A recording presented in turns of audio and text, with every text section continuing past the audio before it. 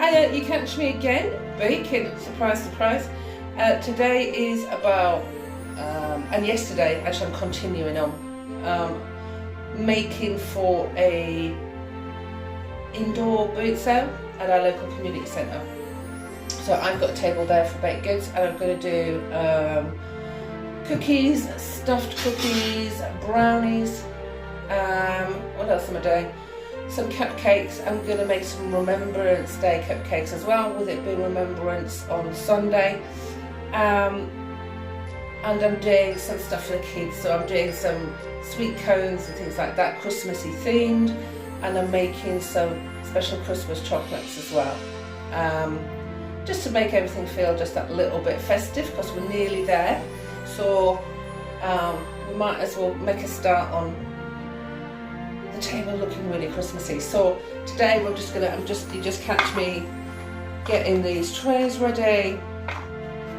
I'm taking 3 dozen cupcakes because I feel that the cookies and the brownies will probably go down better. What I have noticed as a baker, which I had to do some serious research, because when you pre-pack, it's a very different story to when you sell in person without packaging. So I've pre-packed the cookies, I just feel that one, they'll keep nicely, and two, they look really nice in the packaging. I'll show you that in a bit.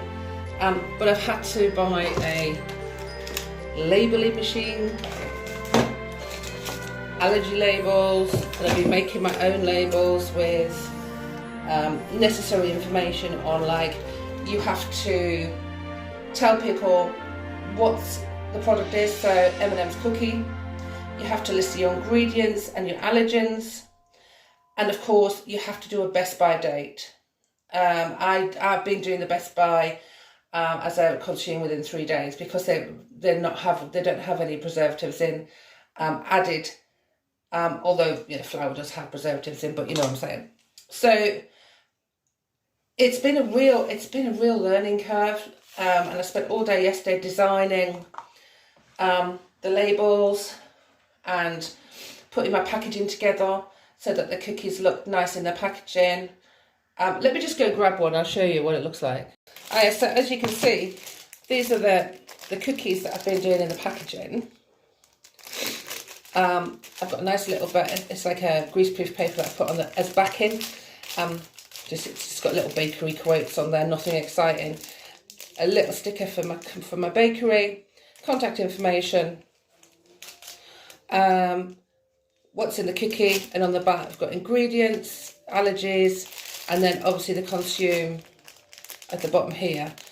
I didn't want to do a best by date as such, but I thought, because I'm selling in person, I can, in this case, I'm selling in person, so I can just let them, consume within 3 days from purchasing. But I mean, the cookies in these self-seal bags are good for 7 to 10 days anyway, because these are soft bake and they're still really nice. I only made them yesterday and we're selling them tomorrow. So the same with the chocolate, the double chocolate chip, and I've done the same with the brownies as well, so that everything is tickety-boo and people can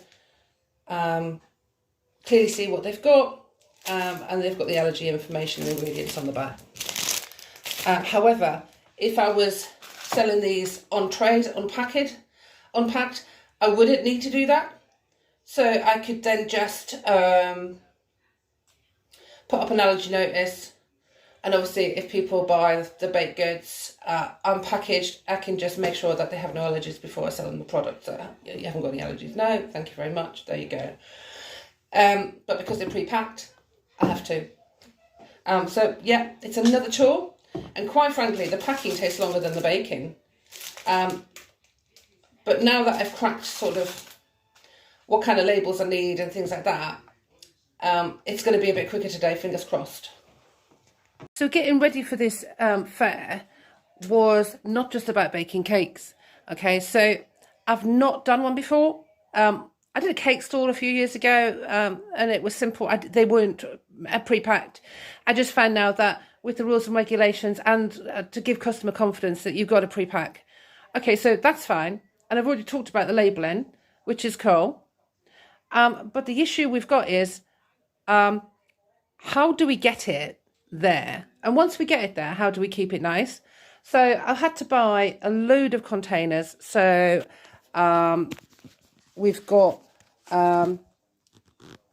several of these type. These are really, really good. I got these on Amazon, right?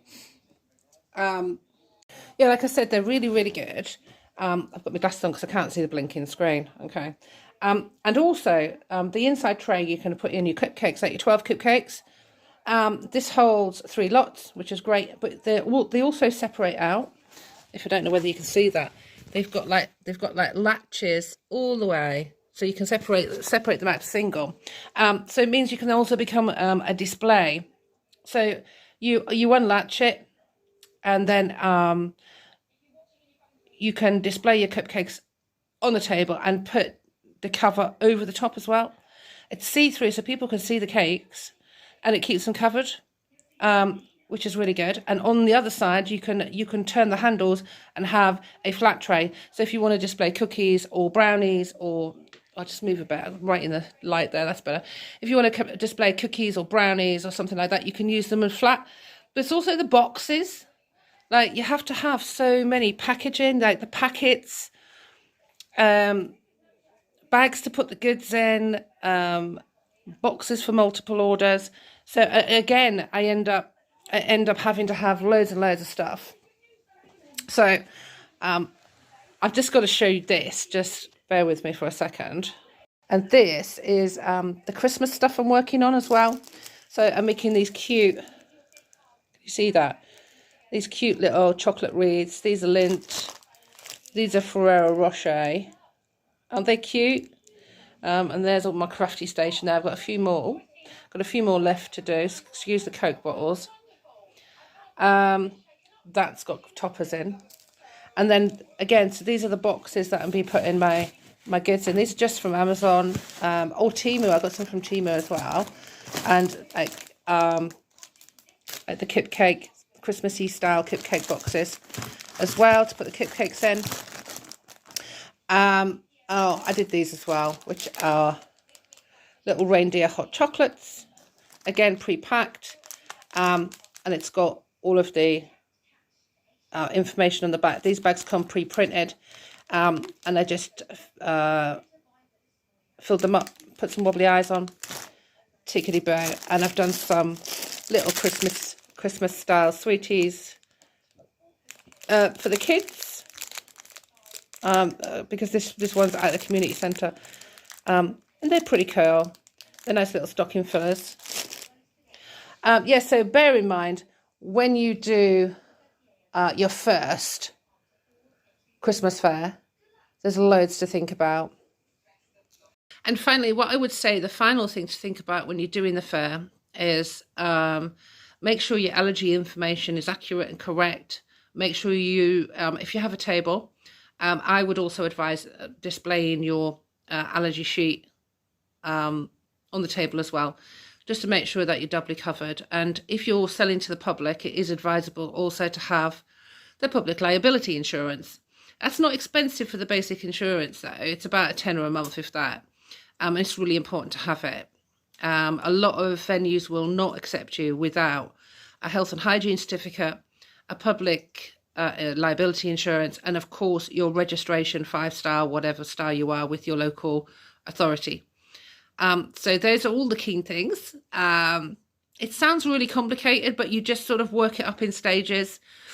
I never pre-packed before this event, and it is more work and more expense, and I get that, and sometimes you just can't go that far yet. But I'm at the stage where now I want to upscale the business from a hobby that paid me a little bit of money on the side to a business that pays me a full-time wage. So to do that, you've got to do your research.